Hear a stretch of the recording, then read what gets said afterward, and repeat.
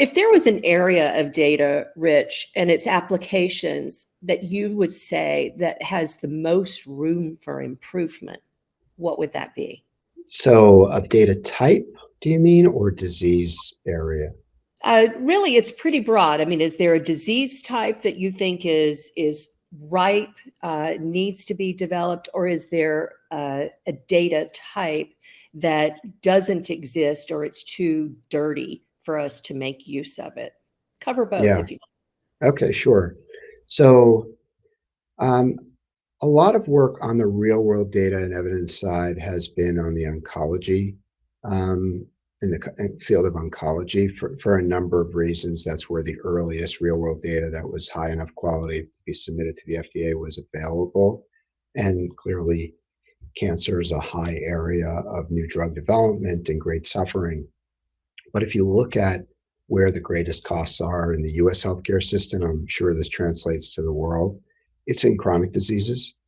Autoimmune diseases being a subset of that, but chronic diseases are by far the greatest cost. Particularly as we get older, we live longer, we want to live better. Um, and so chronic disease is an area that I think is underrepresented currently in uses of real world data. It's one of the reasons we focus in chronic diseases. In terms of data types, also an interesting question, we're limited in the use of real world data to data that's collected in routine clinical practice unless we incentivize clinicians and patients to obtain additional data. And so what's being used in routine practice or missing in routine practice is where we'd like to see more data, right? There's less genetic information collected in chronic diseases than there is in oncology, just because there's not as many uses for the data. It's a little bit of a chicken and an egg with respect to that. But there's less genetics data, there's less metabolomic data being collected than maybe we'd like to see.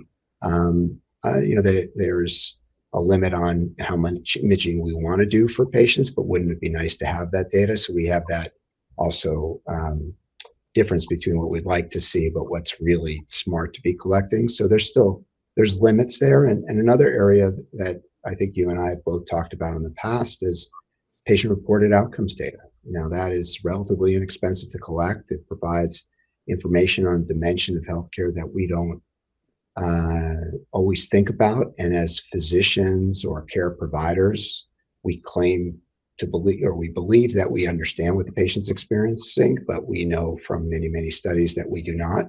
And so that is the available outcomes data that's patient-centric that we need to be collecting more of in a real-world data, real-world evidence framework. I can never forget a presentation that I sat in that was being presented by the Mayo Clinic, and they noted how important one singular overall quality of life scale was in their decision making. And they had found over thousands and thousands of cancer patients that a 2-point change in that scale downward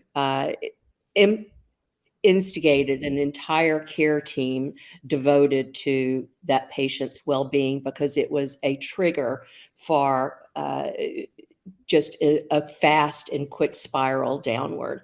And so they had found that the death rates, the willingness to continue to undergo chemotherapy, all of these things were related to that 2-point decrement in their overall scale. And it was just fascinating to me to hear how the clinicians had related to that and were using that data in their care plans every single day. I thought it was an excellent example of how something so simple, so routine, had moved from the research side right into the clinical care.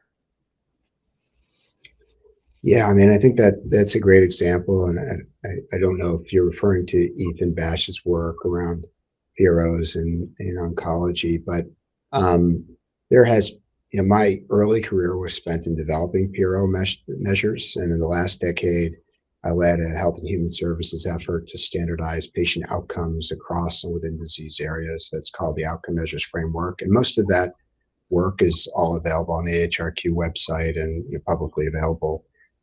PROs were one of the core outcomes we focused on, one of the distinguishable outcomes, relative to clinical response, which is what a clinician measures as how a patient's responding, mortality, resource utilization. So PROs were right up there as one of the core measures of individual patient outcomes. And we need to look towards that data to collect it more, and to collect it more in a consistent time-based way. Mm.